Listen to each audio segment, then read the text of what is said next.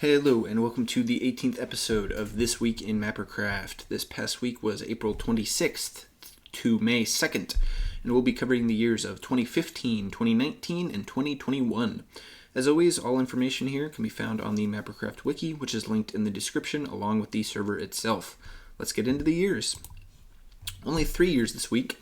In 2015, the server was running Pangaea World and the First Earth World, both by Monsoon Jr.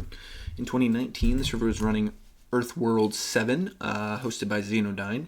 And in 2021, the server was running VMJ World, hosted by Jenny. First up, the last days of Pangaea World. We have a handful of events from the last day of Pangaea World, Mappercraft's first world, April 26th, 2015. First, on the 26th, the server managed to remain online for a week straight, a major accomplishment which can be seen in the quote here. Next, on the same day, the poll to decide a new world ended, with most players voting to switch to a new world instead of sticking with the current map. According to the quote, the majority of people voted for Europe to be the new map, which would be kind of fulfilled by the next map, although not entirely. Then, with the poll complete, players said goodbye to the old world, taking screenshots and making signs to celebrate. According to the quote, Java and FedEx specifically went out of their way to prepare for the end of the world. And finally, with the world finishing, the end of the World War, first of its kind, occurred, with Monsoon launching fireworks and taking screenshots according to the quote. And with the end of Pangaea World, we move on to April 27th to May 2nd, the rest of the week, where Earthworld began. Most players would settle in Europe, although despite the majority voting for a Europe map, the map did include the entire world. Also on the 27th, the settlement era began, lasting only to the end of April, according to the quote. The tribe of Praetoria was the first to spawn in, led by Batran and eventually becoming Starum. Later in the week, on the 30th of April, the FedEx Phoenix crisis occurred, almost leading to the first war when FedEx and Phoenix started attacking each other.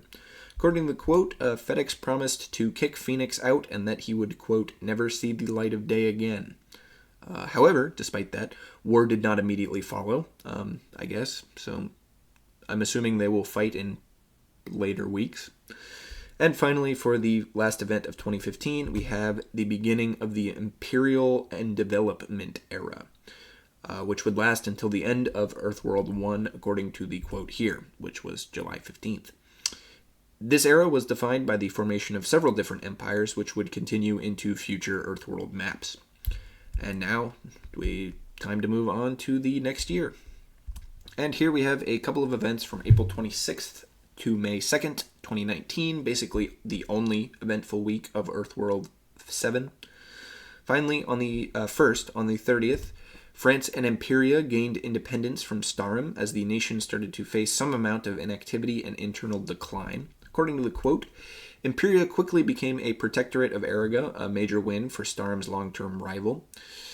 Also, on the 30th, across the world, on the other side of the world, Lucy Girl Elf won the election for president of the PAU, Pan American Union. According to the quote, the election was relatively small compared to some of the more modern elections, with only 10 votes overall and Lucy getting half of all the votes.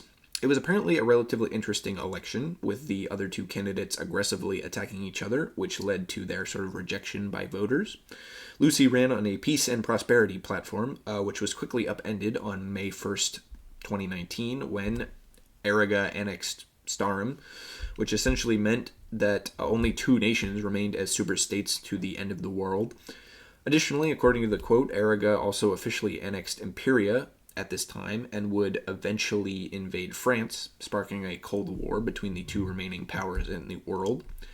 In response to all this, on May 2nd, 2019, the PAU claimed the entirety of the American continents, including Greenland and Argentina, which had been previously claimed by Araga due to Starum claims and other things. According to the quote, this was called a Paris Nostra Mundi, which declared that all of the America was owned by the PAU. And this obviously caused some immediate friction between them and Araga, which contributed to the Cold War, which killed activity during the world. And thus, this was basically the most eventful week during Earthworld 7 outside of possibly next week had some Cold War-esque antics, but activity quickly died off. And next up, we have a handful of events from April 26th to May 2nd, 2021 during VMJ World. First, on the 26th, Vinland and Nova Scotia secede from Aircaster, the nation which occupied the northern section of the North American eastern seaboard. According to the quote, they left the Union due to disagreements over leadership. Aircaster was a weird quasi-communist state, so this didn't surprise me at the time. The remaining Aircaster territory would rename to Corinth. Following this, on the 29th, Nova Scotia did disband, as seen in the quote here.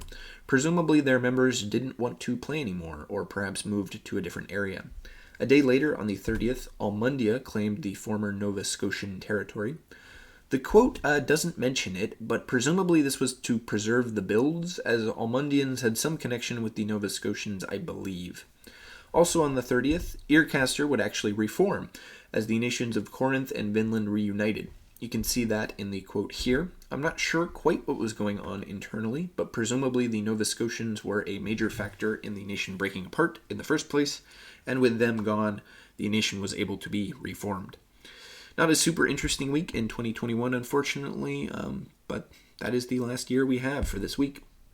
And this marks the end of the video. Thank you for watching. Remember to like, subscribe, and check out the server at the link in the description.